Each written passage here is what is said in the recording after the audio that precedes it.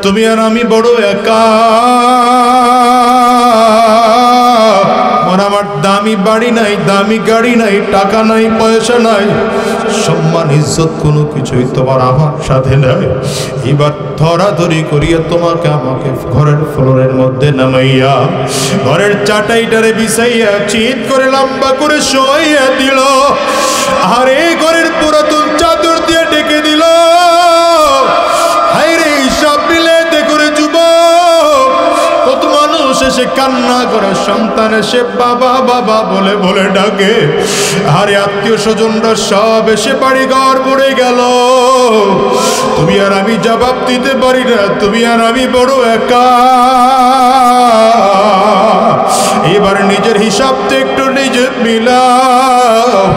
একদল লোক চলিয়া গেল বাজার থেকে বড়ই বাজার গরম পানি করার জন্যে, একদল লোক চলিয়া গেল বাজার থেকে কাফনের কাপড় কিনে আনার জন্যে, একদল লোক চলিয়া গেল সাবান কিনে আনার জন্যে, আর একদল লোক চলিয়া গেল ওই বাগানের কিনারায় চারিদিক থেকে কাপড়ের ঘেরাও করিয়া তোমারে আমারে ধরাধরি করিয়া বাগানের কিনারায় নিয়ে যায়।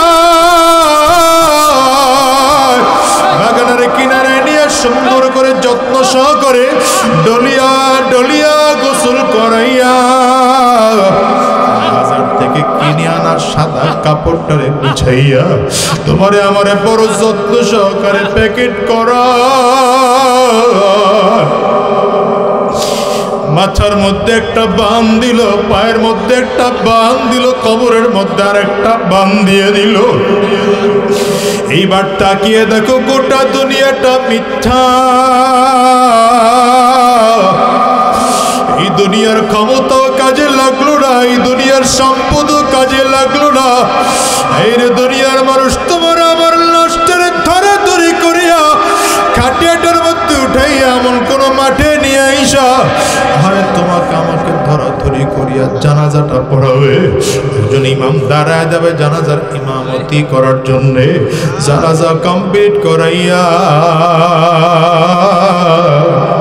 খাটিয়াটা উঠায় কাদের মধ্যে নিয়ে কবরের দিশে দিয়ে রওনা হবে।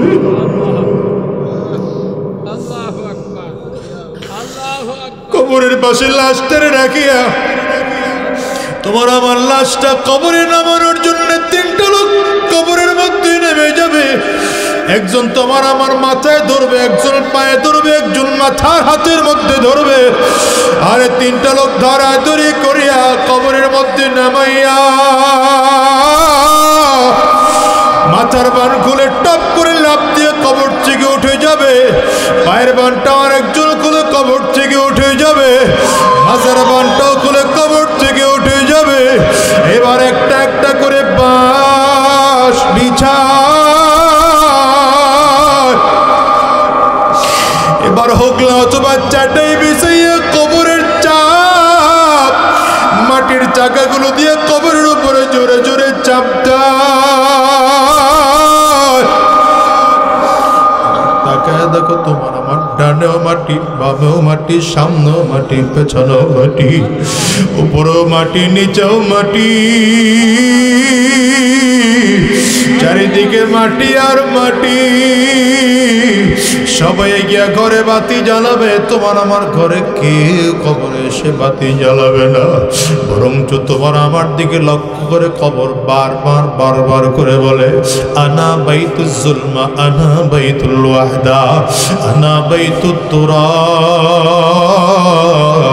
কবর বলে আমি বড় একা একির ঘর, আমি বড় অন্ধকার ঘর, আমার কাছে সাথী নাই, বাতি নাই, দুনিয়ার কোনো কিছুই নাই। আমি কবর শুধু চিনি আমল। কবর বলে যদি ভালো আচরণ করতে পারো আমি কবর ভালো আচরণ করব, আর যদি ভালো আমল করে আসতে না পারো এ কপাল পোড়া আমার ডানেও মাটি, বামেও মাটি, সামনেও মাটি, পেছনেও মাটি, উপরেও মাটি, নিচেও মাটি।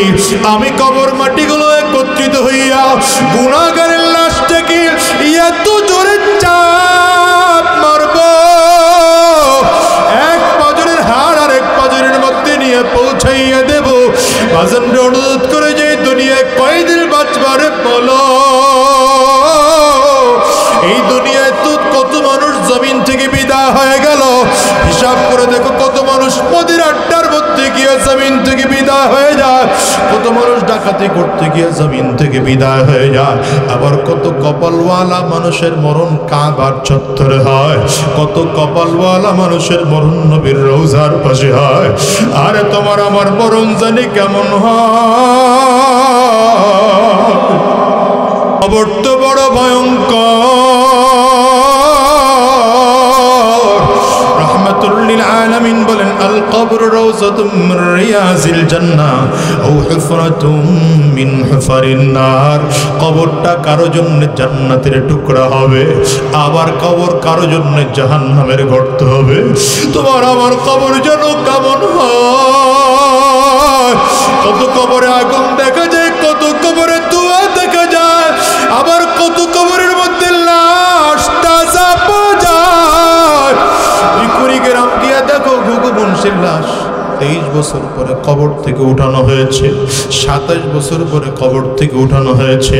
তার লাশের দিকে তাকিয়ে দেখো লাশটা এত তাজা, মনে হয় যেন কাফনের কাপড়টা পর্যন্ত পুরনো হয় নাই। ও বাজান, দুনিয়ায় কয়দিন বাঁচবা বলো? আজ আছে আগামীকালকে থাকবো এমন কোনো গ্যারান্টি নাই।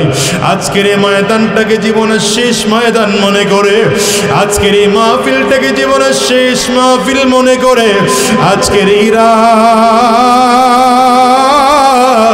জীবনের শেষ রাত মনে করে আমার মালিকের কাছে ওয়াদা করে যাও আর বলো, আল্লাহ, যতদিন এই দুনিয়ার মধ্যে বেঁচে থাকবো আর হারাম রাস্তায় কদম বাড়াবো না, আর শয়তানি রাস্তায় কদম বাড়াবো না, আর গুনাহের পথে চলবো না, আর শয়তানি রাস্তায় কদম বাড়াবো না। আল্লাহ কারা কারা ওয়াদা করতে তৈয়ার? দুইটা হাত উঁচা করে আমার মালিকের একটু দেখা, আওয়াজ দিয়ে চিৎকার করে জোরে ডাকো, আল্লাহ। চোখে যদি পানি না সে কান্নার ভান ধরে আমার মালিকের ডাক দাও। ডানে আর ভাবে তাকাও, তাকিয়ে দেখো কার চোখের কোটায় পানি। ওই মানুষটার দিকে তাকিয়ে নিজে ধিক্কার মারো, আর চোখের পানি ফেলাইয়া আমার মালিকের ডাকো, আল্লাহ।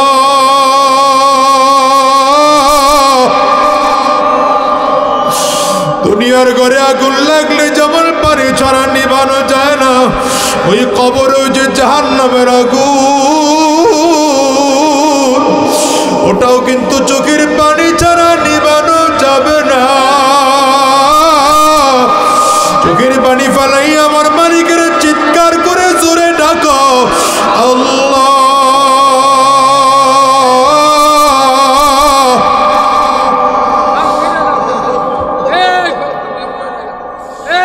সকলেরই দরজা হইতে আল্লাহ ফিরিয়া তোমারি দরওয়াজার পড়িয়া। আল্লাহ, সবাই মিলে ওয়াদা করলাম আর হারাম রাস্তায় চলবো না, শয়তানি রাস্তায় কদম বাড়াবো না, গুনাহের পথে আর চলবো না। আল্লাহ, তুমি কবুল করে নাও, কবুল করে নাও, কবুল করে নাও। চিৎকার করে বলো আমিন। আওয়াজ দিয়া জবান খুলে বলো আল্লাহুম্মা আমিন। والذين جاهدوا فينا لنهدينهم سبلنا وإن الله لمع المحسنين. صدق الله العظيم وصدق رسوله النبي الكريم ونحن على ذلك من الشاهدين والشاكرين والحمد لله رب العالمين. سبحانك لا علم لنا إلا ما علمتنا إنك أنت العليم الحكيم. رب اشرح لي صدري ويسر لي أمري واحلل عقدة من لساني يفقه قولي. يا من يجيب دعاء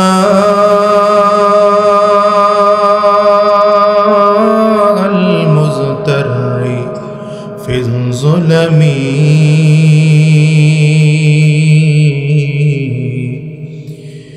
يا كاشف الضر والبلوى مع السقم قد نام وفدك حول البيت وانتبهوا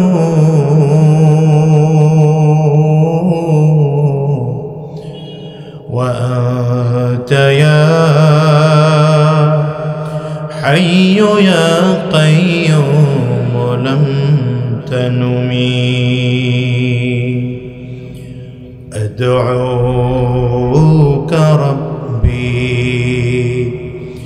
حزينا هائما قلقا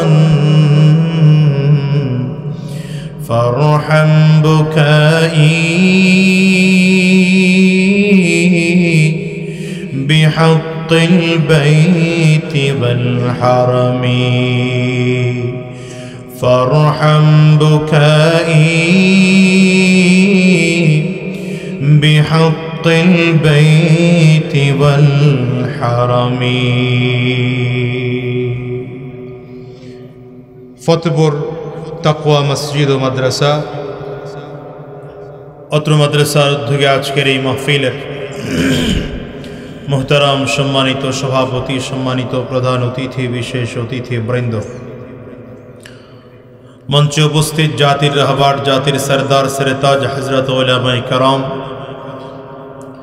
সম্মুখবাণে সমবেত দিন প্রিয়, ইসলাম প্রিয়, দিনদার, ইমানদার মুমিন মুসলমান মর্দে মুজাহিদ ভাইরা, মুরব্বী বাবাজিরা, যুবক বন্ধুরা, কচি কাঁচা মাসুম বাচ্চারা, পর্দার অন্তরালে অবস্থানরত সম্মানিতা শ্রদ্ধেয়া মা ও বোনেরা, আল্লাহ পাকের শুকর যে আল্লাহ তাআলা আপনাকে আমাকে অত্যন্ত দয়া করে, মায়া করে, মহব্বত করে ভালোবেসে আজকের এই কোরআনী মজলিসে, জান্নাতি বাগানে, ঈমানদারদের মজলিসে, আল্লাহ ওয়ালাদের মজলিসে, বিশেষ করে আল্লাহ পাকের জাকিরিন ও শাকিরিন বান্দাদের মজলিসে যে রব্বে করিম, মৌলাই করিম আপনাকে আমাকে আসার বসার তৌফিক দান করেছেন, সে মহান রব্বুল ইজ্জত ওয়াল জালালের দরবারে শুকর আদায় করি।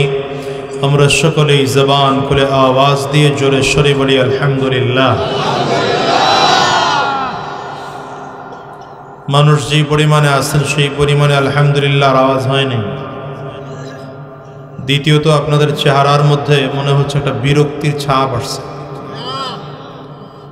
এখন কথা বলবার মতো পরিস্থিতি বা শুনবার মতো অবস্থা আপনাদের আছে কিনা আমি জানি না।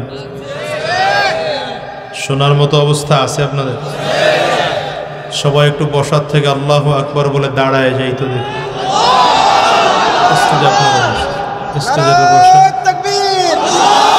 প্যান্ডেলে যারা আছেন সব দাঁড়ান। মুফতি হেদায়েতুল্লাহ খান আজাদি জিন্দাবাদ, মুফতি হেদায়েতুল্লাহ খান আজাদি জিন্দাবাদ। প্যান্ডেলের সবাই দাঁড়াইছেন না? মাশাআল্লাহ। হ্যাঁ, সবাই দেখেন এখনো কেউ বসা আছে কিনা। কেউ বসে থাকলে তাদেরকে ধরে দাঁড়াতে সহযোগিতা করেন।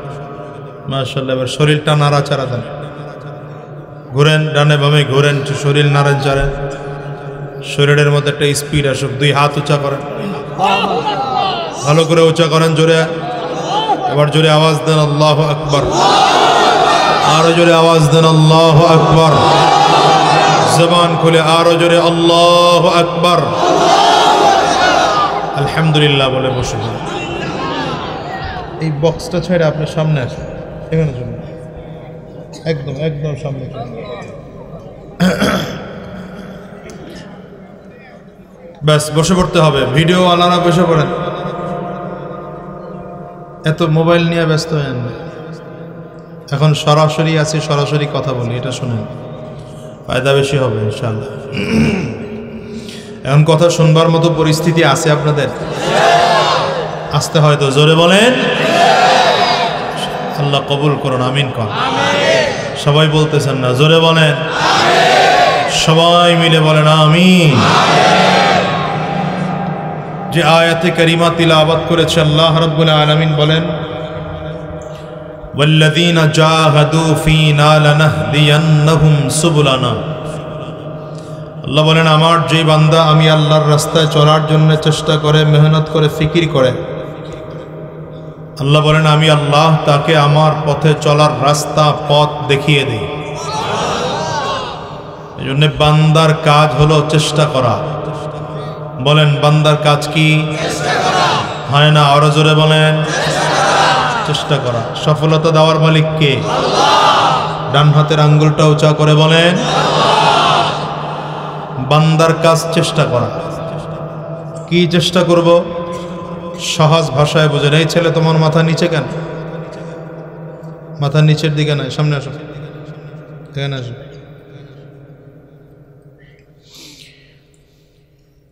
কি চেষ্টা করব? জাহান্নামের আযাব থেকে বেঁচে থাকার চেষ্টা করব, জান্নাত পাওয়ার চেষ্টা করব, গুনাহ থেকে বেঁচে থাকার চেষ্টা করব, নেকের আমল করার চেষ্টা করব, সর্বোপরি দিন কায়েমের জন্য চেষ্টা করব। এই চেষ্টার দায়িত্ব বান্দার। চলতে পারবো কিনা এই দায়িত্ব আমার আপনার নয়। আল্লাহ তাআলা বান্দার কাছ থেকে চেষ্টাটুকুই চান। বান্দা যদি চেষ্টা করে তো আল্লাহ তাআলা তাকে মঞ্জিলে মকসুদে পৌঁছায় দেন। তো চেষ্টাটা আমাদের মধ্যে নাই। আজম বিল জজম, আমি এটা করবই, আমি এটা পারবই, এটা আমাদের মধ্যে নাই। এই জন্য বহু নেক আমল আমাদের জীবন থেকে অবহেলায় ছুটে যায়। কি কথা কন না? এখনো অনেক মানুষ আছে যারা মাথায় টুপি দেয় না। কেন? এখনো তিনি হিম্মত করতে পারে নাই। সে মনে করতেছে টুপি তো একটা সুন্নত, একটা সুন্নত ছাইড়া দিলে কি হয়? ঠিক আছে, বাদ দেন। ধরে নেন যে আপনি সুন্নত এটা বাদ দিলেন, তো আপনার মাথায় টুপি নাই। কি কথা বল না? এই টুপিটা মাথায় উঠাইতে পারলেন না কেন? আপনার মধ্যে হিম্মত নাই যে না আমি পারবই মাথায় টুপি দিতে। আমার নবী সব সময়ের জন্য মাথায় টুপি রাখছেন, আমি কেন পারবো? মুখে দাড়ি রাখতে পারি না অনেকে, কেন? হিম্মত নেই। আবার এখন ফতুয়াটারে হালকা বানাইছে, এটারে সুন্নত বানাইছে। দাড়ি রাখা কি? এই দেখছেন, সবাই বলেন দাড়ি রাখা কি? সবাই বলেন পারি নাই কেন? হিম্মত নেই। চিন্তা করতেছি একটা সুন্নত, ফতুয়া দিয়ে হালকা বানাইলাম। ওয়াজিবটাকে ফতুয়া দিয়ে হালকায় সুন্নত বানাইছে। এখন দাড়ি না রাখলেও চলে। আপনি পারলেন না কেন? মূল কারণ হিম্মত নেই। আপনি সুন্নতি পোশাক পরতে পারেন না কেন? হিম্মত নেই। দেখেন আপনার আমার পরিস্থিতিটা দেখেন। আপনার মাথায় টুপি দেখলে মানুষ আপনাকে টিটকারি করে, অথচ আমার মাথায় টুপি না থাকলে মানুষ আমাকে টিটকারি করে। কি বলেন তো ব্যাপারটা কি? আপনার মুখে দাড়ি রাখলে আপনারে মানুষ টিটকারি টিপ্পনি কাটে, আমার মুখে দাড়ি না থাকলে মানুষ আমাকে খারাপ বলে। আপনি লম্বা জুব্বা পরলে আপনারে খারাপ বলে, আমি তো লম্বা জুব্বা না পরলে আমারে খারাপ বলে। কি কথা বলেন? আপনি আজান দিলে নামাজের জন্য মসজিদে গেলে মানুষ আপনাকে নিয়ে ঠাট্টা বিদ্রুপ করে, খারাপ বলে, আর আমি তো মসজিদে না গেলে মানুষ আমার খারাপ বলে। কারণটা কি ভাই বলেন তো? কারণটা কি? আপনি সমাজে খালি খালি দোষতেছেন। আপনি বলেন সমাজের কারণে পারি না। কে বলছে আপনি? সমাজ একটা মিথ্যা কথা। আপনি যেভাবে সমাজকে পরিচালনা করবেন, সমাজ ঠিক সেভাবে আপনাকে দেখবে। আপনি ছোটবেলার থেকে এখন পর্যন্ত একদিনও মাথায় টুপি দেন নাই, হঠাৎ করে যখন টুপি দেওয়া শুরু করছেন সমাজের মানুষ আশ্চর্য হয়, স্বাভাবিক। আমাকে সমাজের মানুষ ছোটবেলার থেকে দেখে আসছে আমার মাথায় টুপি, তো এখন যখন হঠাৎ টুপি না পায় তখন মানুষ আশ্চর্য। কি কথা বল না? আপনি মুখে দাড়ি রাখলে আশ্চর্য হয় কেন? কোনোদিন দাড়ি রাখেন নাই, হঠাৎ যখন দাড়ি লম্বা করলেন সমাজের মানুষ আশ্চর্য হলো।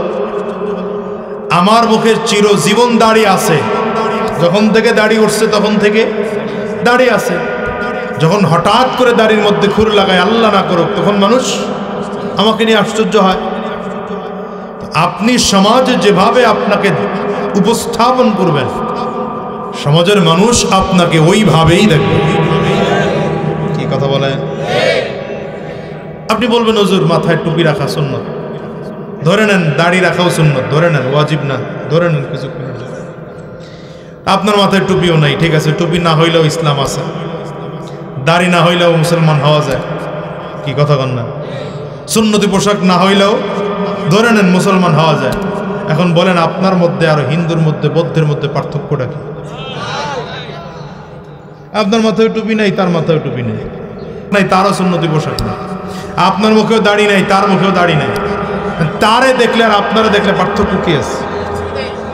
কি?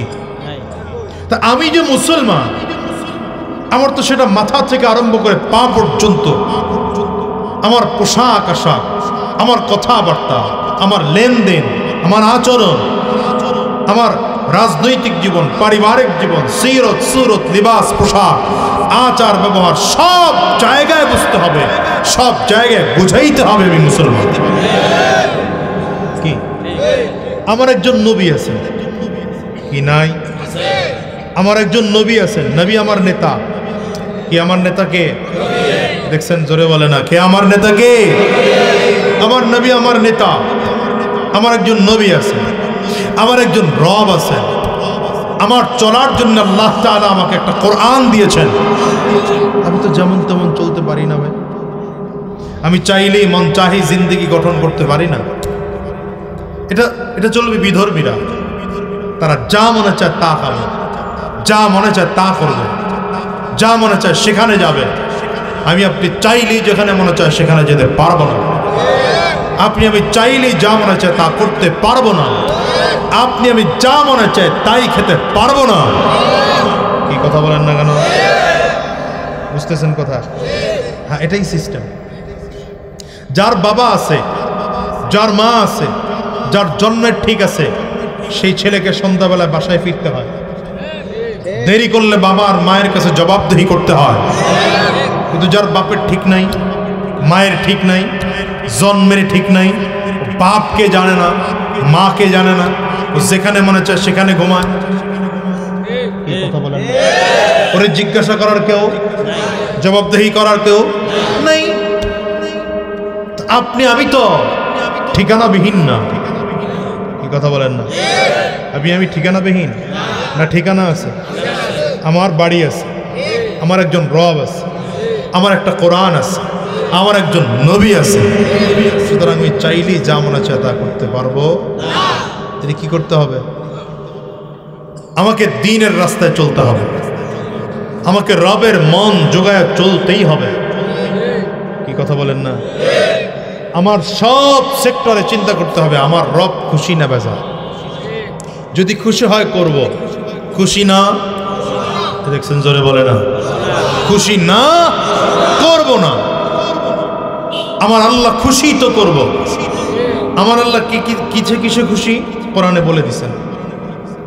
কোরআন গ্রহণ করো, কোরআন গ্রহণ করে কোরআনে আল্লাহ বলাস, আল্লাহ বলেছেন এই রাস্তায় খুশি, বাস চলো। কোরআনে আল্লাহ বলেছেন এই রাস্তায় বেজার, চলো বন্ধ করে দাও। কি আমার একজন, বলেন আঙ্গুলটা উঁচা করে বলেন, আমার একজন রব আছেন, রব আছেন, বলেন আমার একজন, আরো জোরে, আমার একজন রব আছেন, আমার একজন নবী আছেন, আমার জন্য কোরআন আছে, আমার জন্য জান্নাতে বাড়ি আছে। আমি চাইলেই যা মনে চায় তা করতে পারি। আমাদের বাড়ি কই? খানবাড়ি, চৌকিদার বাড়ি, দফাদার বাড়ি, হাওলাদার বাড়ি? না না না, আমাদের বাড়ি জান্নাতে। এই জন্য আল্লাহ তাআলা আপনার আমার আদি পিতা আদি মাতাকে বানাইয়া জান্নাতে রাখছেন। এই দেখেন তো, আল্লাহ তাআলা বললেন আদমকে বানাইলাম জমিনের জন্য। ইন্নী জাইলুম ফিল আরদি, ফিল আরদি, ফিল আরদি, ওলামায়ে কেরাম বুঝেন, ইন্নী জাইলুন ফিল আরদি খলিফা, জমিনে প্রতিনিধি বানাতে চাই। আল্লাহ ফেরেশতাদের সাথে পরামর্শ করলেন, ফেরেশতাদের সাথে পরামর্শ করলেন আমি খলিফা বানাতে চাই, প্রতিনিধি বানাতে চাই জমিনের জন্য, কিন্তু বানাইয়া রাখলেন জান্নাতে। কেন? বাড়ি চিনাইছেন, মাশাআল্লাহ, কি চিনাইছেন? ওয়াইদ ক্বালা রাব্বুকা লিল মালাইকা, وَإِذْ قَالَ رَبُّكَ لِلْمَلَائِكَةِ إِنِّي جَاعِلٌ فِي الْأَرْضِ خَلِيفَةً قَالُوا أَتَجْعَلُ فِيهَا مَن يُفْسِدُ فِيهَا وَيَسْفِكُ الدِّمَاءَ وَنَحْنُ نُسَبِّحُ بِحَمْدِكَ وَنُقَدِّسُ لَكَ قَالَ إِنِّي أَعْلَمُ مَا لَا تَعْلَمُونَ। আল্লাহ তাআলা বলেন আমি আল্লাহ তাআলা ফেরেশতাদেরকে নিয়ে একসাথে বসে পরামর্শ করি, ফেরেশতারা জমিন আমি একদল প্রতিনিধি বানাতে চাই, তোমাদের পরামর্শ কি বলো? ফেরেশতারা বলছেন আতাজআলু ফিহা মান ইউফসিদু ফিহা, এই কথাটা মনে রাখেন, পরে বলবো। ফেরেশতারা বললেন আতাজআলু ফিহা মান ইউফসিদু ফিহা, আপনি কি এমন কোন জাতি বানাবেন যেই জাতি জমিনে গিয়ে ফিতনা করবে? ওয়ায়াসফিকুদ্দিমা, রক্ত রক্ত রক্তপাত করবে, এমন কোন জাতি কি আপনি বানাতে চাচ্ছেন নাকি? আল্লাহ বলেন ইন্নী আ'লামু মা লা তা'লামুন, এই ফেরেশতারা আমি আল্লাহ যা জানি তোমরা তা জানো না। বানাইলেন ফেরেশতারা কি বলছিলেন? আপনি এমন কোন জাতি বানাবেন, আপনি এমন কোন জাতি বানাবেন যেই জাতি দুনিয়াতে ফিতনা করবে, ফাসাদ করবে। তার মানে ফেরেশতাদের প্রশ্নের ধরন এমন, আপনি এরকম জাতি বানাবেন কেন? ফেরেশতারা এই প্রশ্ন করলো কেন? প্রশ্ন করার একটা কারণ আছে। কারণ হলো এই গোটা পৃথিবীটা একটা সময় জিন জাতির বসবাস ছিল। বলেন কাদের বসবাস ছিল?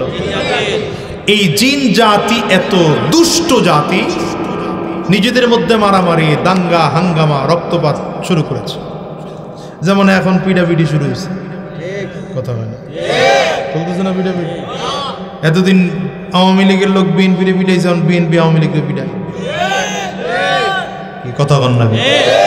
পিটাপিটির ধুম চলতেছে, একদল আরেক দলের বিরুদ্ধে মারামারি, কাটাকাটি, হিংসা, হাসাদ। অপরাধীদেরকে শাস্তি অবশ্যই, কিন্তু নিরপরাধ মানুষও ওই যে আপনার সাথে একটু জমি জমা নিয়ে ঝামেলা আছে, দে 18টা মামলায় ঢুকাই দেয়। কেমন আছে না নাই? জোরে বলেন আছে না নাই? এতদিন চলছে এমন। আপনি আমার পক্ষের না, তাহলে আপনি দুনিয়ার রাজাকার, কথা কয় না? আপনি আমার দলের লোক না, তাই আপনি রাজাকার, আপনি উগ্রবাদ, আপনি আল বদর, আপনি আল কায়দা, গোটা দুনিয়ার সব অপরাধ আপনার। আর যদি আপনি আমার দলের হন, সব মাফ, সব না। কেন এমন হবে? কেন এমন হবে? কেন বলেন? বরঞ্চ হওয়া উচিত ছিল এমন, অপরাধী সে অপরাধী, সে আমার বাবা হলে অপরাধী, সে আমার ভাই হলেও অপরাধী, সে আমার সন্তান হলেও অপরাধী, অপরাধী তো অপরাধী। কেমনে বুঝায় আপনারা, কি দিয়ে বুঝাই? রাসূলুল্লাহ সাল্লাল্লাহু আলাইহি ওয়াসাল্লাম যখন হিজরত করে মদিনায় গেছেন, মদিনাতে যাওয়ার পরে নবীজির বংশের এক মহিলা চুরিতে ধরা খেয়েছে। কি করে ধরা খেয়েছে? চুরি করে। রাসূলুল্লাহ সাল্লাল্লাহু আলাইহি ওয়াসাল্লামের কাছে বিচার আসছে। খুব খেয়াল করেন কথা, মাথা নিচের দিকে দিয়ে না, মাথা আমার দিকে দিয়ে শুনেন, এদিকে আমার চেহারার দিকে তাকায়। মজলিসের আদব, যিনি কথা বলেন তার চেহারার দিকে তাকায় কথা শোনেন। তো নবীজির বংশের এক মহিলা, নবীজির বংশ কি বংশ ছিল? মাশাআল্লাহ, জানা আছে, কুরাইশ বংশ। এই কুরাইশ বংশের এক মহিলা চুরি করে ধরা হয়েছে। বিচারটা নবীজির কাছে আসছে। নবী আলাইহিস সালাতু ওয়াস সালামের অভ্যাস ছিল, নবীজি যখন বিচার করতেন মসজিদে নববীতে বসে বিচার করতেন এবং কোরআনুল কারীম খুলে বিচার করতেন। আছে এখন? হ্যাঁ, মসজিদে বিচার নাই, কোরআন খুলে বিচার নাই। আমি তো বলি, যেদিন মসজিদের মেম্বার থেকে বিচারকের জায়গা উঠে গিয়েছে, সেই দিন থেকে দেশের ইনসাফ উঠে গেছে। যেদিন মসজিদ থেকে বিচারটা চলে গেছে ক্লাবের মধ্যে, দোকানপাটে, বাড়ির উঠানে, সেই দিন থেকে এদেশের ইনসাফ উঠে গেছে। দ্বিতীয় নম্বর, যেই দিন কোরআন সামনে রেখে বিচার করা বন্ধ হয়ে গেছে, যেদিন থেকে বাংলাদেশে এমন শুরু হলো, এখন আর কোরআন নিয়ে বিচার হয় না। এখন বিচার করার আগে পানের সামনে পান থাকে, এরপরে আপনার বিস্কুট থাকে, দুই পক্ষ মিলেমিশে এরপরে চা থাকে, আবার বিভিন্ন নেতারা আগরবাতি টানে, আগরবাতিও থাকে। খোদার কসম, সেই দিন থেকে বিচার উঠে গেছে। আমি মাঝে মাঝে আমার এলাকায় সালিশি দেই এমন টাইমে, মাঝে মাঝে যেই টাইমটা নামাজের টাইম, তো কখনো এমন হয় যে আসরের পরে সালিশি দিছে। এলাকায় দায়িত্বে আছে, এটা জানেন তো। পালাই নাই কিন্তু আলহামদুলিল্লাহ, এখনো লাগে নাই তো পালানো, কথা কয় না তো। কিন্তু যারা তখন খুব তোড়জোড় দেখাইছে, এলাকায় দূরবীন দিয়ে খুঁজে পাই না তো, কিছু বলাও লাগে না, এমনি। আমি বলছি যে অপরাধ না করছো তারা থাকো, যারা অপরাধ করছো আমি জানি না তাদের কি হবে, খালি কথা ছিল এতটুকু। অপরাধ করো নাই, এলাকায় থাকো, কোনো অসুবিধা নাই, কথা বল না। তো কখনো এমন দেই যে আসরের সময় দিছি, আসরের নামাজ পড়ে ওই বজলি সেই বলে যে আজকের সালিশিটা এখানে হোক বলতে দেরি হয়, তো বাদী বিবাদী সালিশদার সবাই মিলে এমন জোরে না বলে মনে হয় যেন বিশাল এক অপরাধের কথা বলে ফেলেছে। না হুজুর, এখানে হবে না। হবে কই? হবে কোথায়? আমি চিন্তা করলাম, না করে কেন? এর মূল কারণ, এখানে যদি বৈশা বিচার হয় মসজিদে, বাদীও জিতবে না, বিবাদীও জিতবে না, বিচারকরাও জিতবে না। অধিকাংশ বিচার মিথ্যার উপরে বিচার। এই কথা বল না। কি দিয়ে বুঝাই আপনাকে? রাসূলুল্লাহ সাল্লাল্লাহু আলাইহি ওয়াসাল্লাম মসজিদ নববীর মিম্বরে বসা, কি খুললেন? আওয়াজ করে সবাই কান। নবীর যুগের কোরআন তো এই যুগে নাই, পরিবর্তন হয়েছে না কিছু? এই 1400-1450 বছরে একটা পরিবর্তন হয়নি, কোনো অক্ষরও পরিবর্তন হয়নি। তাহলে নবীর যুগে এই কোরআন দিয়ে বিচার হয়েছে, এখন পারবে না? কথা কয় না তো, এখন হবে না কেন? কই হবে? কই? এই 53 বছর তো কোরআন দিয়ে বিচার হয় নাই, এখনো তো হচ্ছে না। কথা কন না কেন? এই জন্য বলতে চাই, স্বাধীনতার 53 বছর পার হয়ে যাওয়ার পরেও এদেশ থেকে বৈষম্য যায় নাই, জুলুম অত্যাচার যায় নাই, সুদখোর বিদায় হয় নাই, চুরি আর পাচার করা বিদায় হয় নাই। মূল কারণ, কোরআন দিয়ে এদের শাসন করা হয় না। এই জন্য আগামীর বাংলাদেশ কোরআনের বাংলাদেশ হবে। ঠিক আসতে বলে এখানে, খালি খেয়াল করে আসতে কয় কারা। এই জন্য আগামীর বাংলাদেশ কে দিয়ে শাসন হবে বলেন? আগামীর বাংলাদেশ কে দিয়ে শাসন হবে? এদেশের বিচার বিভাগ কোরআন দিয়ে বিচার হবে। আগামীর বাংলা কোরআনের বাংলা হবে। উলামায়ে কেরামদেরকে ক্ষমতায় দেখতে চাই। কারা কারা তৈয়ার আছো? দুই হাত উঁচু করে আল্লাহকে দেখাও।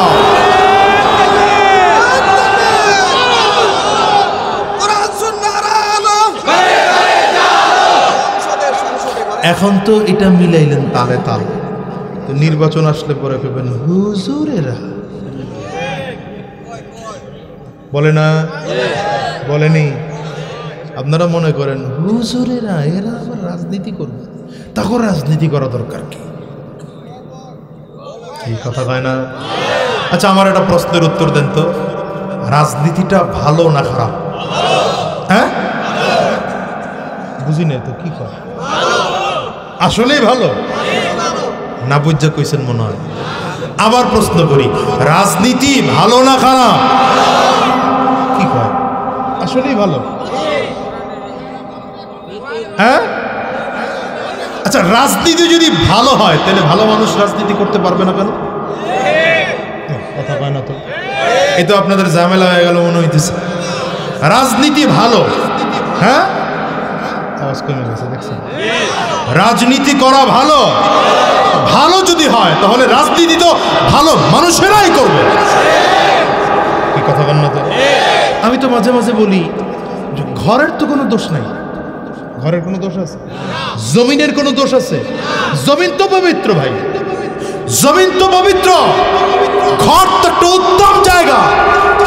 ঘরে চোর থাকে, এজন্য এটা কয় চোরের ঘর। জমির মালিক চোর, এই জন্য বলে চোরের জমি। আচ্ছা, এই চোর যদি ঘর বিক্রি করে, ধরে নেন যেমন হলো, আর এই ঘর কোনো আলেম কিনছে, তাহলে 2 দিন পরে কি বলবে? কি ব্যাপার? 2 দিন আগে চোরের ছিল, 2 দিন পরে এটা আলেমের হলো কেমনে? তার মানে ঘরের কোনো দোষ নাই তো। কথা বলে না? রাজনীতির মধ্যে কোনো ঝামেলা নাই তো। রাজনীতি তো ভালো কাজ। রাজনীতির মধ্যে ঢুকেছে কিছু চোর, কিছু চিটার, কিছু সুদখোর, কিছু ঘুষখোর, শয়তান ঢুকেছে। ওখানে পবিত্র মানুষ ঢুকান, ভালো মানুষ ঢুকান, চরিত্রবান মানুষ ঢুকান, রাজনীতি ভালো হয়ে যাবে। না, বুঝাইতে পারলাম না। আপনারা আমার সাথে একমত না? কবে ঢুকাইবেন? কবে পরিবর্তন করবেন? 53 বছর হয়ে গেল, খালি হবে হবে হবে হবে, এই হবে হবের মধ্যেই ছিলেন। কথা কয় না? না, আর হবে দেখতে চাই না, এবার বাস্তবায়ন করেই দেখাতে চাই। আর হবে দেখতে চাই না, এবার হতেই হবে। ঠিক কিনা বলো? হ্যাঁ, হিম্মত, হিম্মত লাগাও। যেমন 5 আগস্টে আমরা সব এক ছিলাম, কে কোন দল করে দেখার বিষয় না। কথা কয় না? দলের ভিন্নতা আপনার সাথে আমার থাকতেই পারে, থাকুক না। কি কথা বল না? কিন্তু 5 আগস্টে আমরা সব এক ছিলাম, স্বৈরাচার মুক্ত বাংলা চাই। ঠিক তেমনি এক হয়ে যান না, সব দল বাদ দেন। দলের জায়গায় দল থাকুক, মতের জায়গায় মত থাকুক, নেতার জায়গায় নেতা থাকুক, সবার স্লোগান একটা হোক, আগামীর দিনে ইসলাম চাই, কোরআন চাই। কারো সমস্যা হবে? সমস্যা হবে চোরের, সমস্যা হবে ডাকাতের, সমস্যা হবে খুনি, সমস্যা হবে বদমাশের, ভালো মানুষের সমস্যা হবে। কি কথা বলেন? আমি তো বলি বাংলাদেশে আপনারা বলেন না হুজুররা আপনারা এক হন, আমরা আছি। এটা ভুল কথা। এই থিওরিটা ভুল, এই সিদ্ধান্ত ভুল। আজকে বলে দেই কথা, এটা চিরজীবনের জন্য মাথায় রাখেন। হুজুররা এক হবে, এরপরে ইসলাম কায়েম হবে, জীবনে হবে না। এই যে আউলিয়া বলে ফেলাম, হুজুররা এক হন, আমরা আছি। আপনারা জানেন এই যে কথাটা না, এই কথাটা আপনাদেরকে কে শিখিয়েছে আপনাদের জানাও নাই। এই কথাটা হচ্ছে ইংরেজদের কথা, বিধর্মীদের কথা। বিধর্মীরা জানে যে হুজুররা 100% কোনোদিন এক জায়গায় এক দলে কোনোদিন আসবে না। স্বাভাবিক, আলেমদের ব্যাপারে ছোট খাটো মতানৈক্য থাকবেই, সুতরাং এক হবেও না, আর এদেশে ইসলাম কোনোদিন কায়েম হবে না। ওই ইংরেজদের তালে তাল মিলাইয়া আপনারাও বলেন হুজুররা এক হন, আমরা আছি, কোশ্চিন কালেও না। হতে হবে কি জানেন? আমি তো বলি শোনেন, হুজুরদের দল যা আছে 1000টা থাকুক, কোনো সমস্যা নেই। উল্টা কথা বললাম, ঠিক আগে কয়েন না, বুঝেন।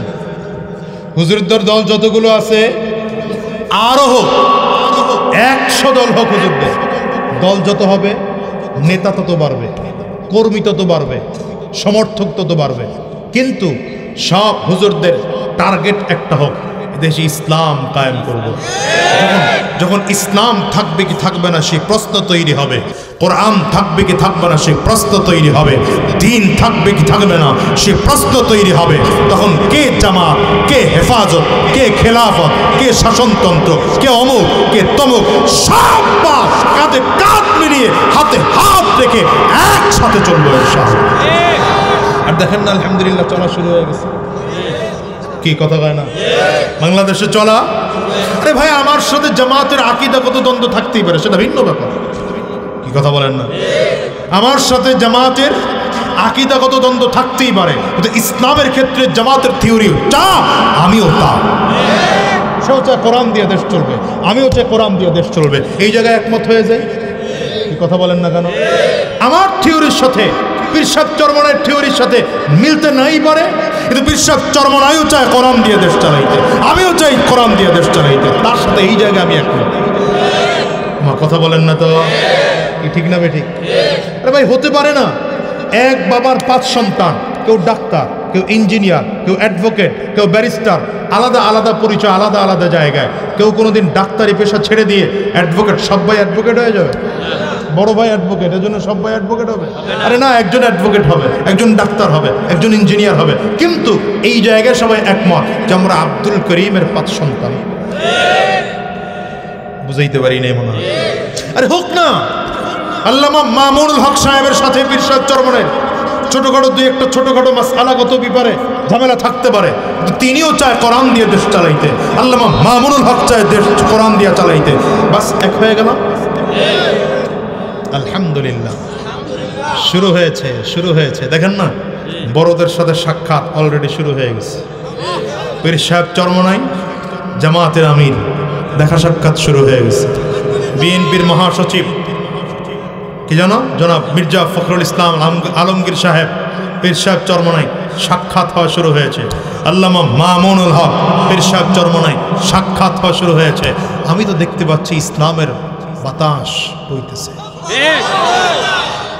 সুতরাং প্রস্তুত থাকেন। আবার যদি ডাক আসে উলামায়ে কেরামদের, সেই দিন রক্ত ঝরাতে হয়, আমরা ময়দানে নেমে রক্ত ঝরাবো। যদি জীবনটাও দিতে হয় ইসলামের জন্য, কোরআনের জন্য জীবন দিতে কারা কারা তৈয়ার আছো?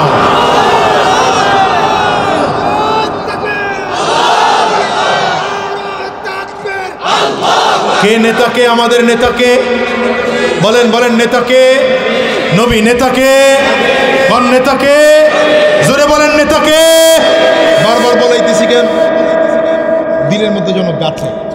নেতা পীর সাহেব চরমনাই না, নেতা আল্লামা মামুনুল হক সাহেব না, নেতা আল্লামা সাজিদুর রহমান সাহেব না, নেতা জামাতের আমির না। কথা কয় না? নেতাকে? কথা কয় না? নেতাকে? তোমার নেতা আমার নেতা। জানেননি স্লোগান? তোমার নেতা আমার নেতা, আমরা সবাই রসুল সেনা। কন্যা জ্ঞান কোন? তোমার নেতা আমার নেতা, আমরা সবাই রসুল সেনা। এই জায়গাতে সবাই একমত, দল যা হোক, এখানে তো সবাই একমত আমাদের নেতা নবী। এর মধ্যে কোনো সন্দেহ আছে? পারবেন স্লোগান দিতে? দেখে একটা স্লোগান হয়ে যাক, এর পরের কথা পরে বলবো। পারবেন? কাশি দেন তো, গলা ক্লিয়ার করে, ভালো করে কাশি দেন। এই ভেতরে কুফর ঢুকছে, শিরিক ঢুকেছে, বিদআত ঢুকেছে, ওটারে ঈমানের প্রেসার দিয়ে বের করতে হবে। পারবেন জোরে আওয়াজ দিতে? এবার হাত দুইটা উঁচা করেন, ভালো করে উঁচা করেন। ডানে আর বামে তাকিয়ে দেখেন হাতকে তুলে নেই, হাতটা ধরে তুলে দেন।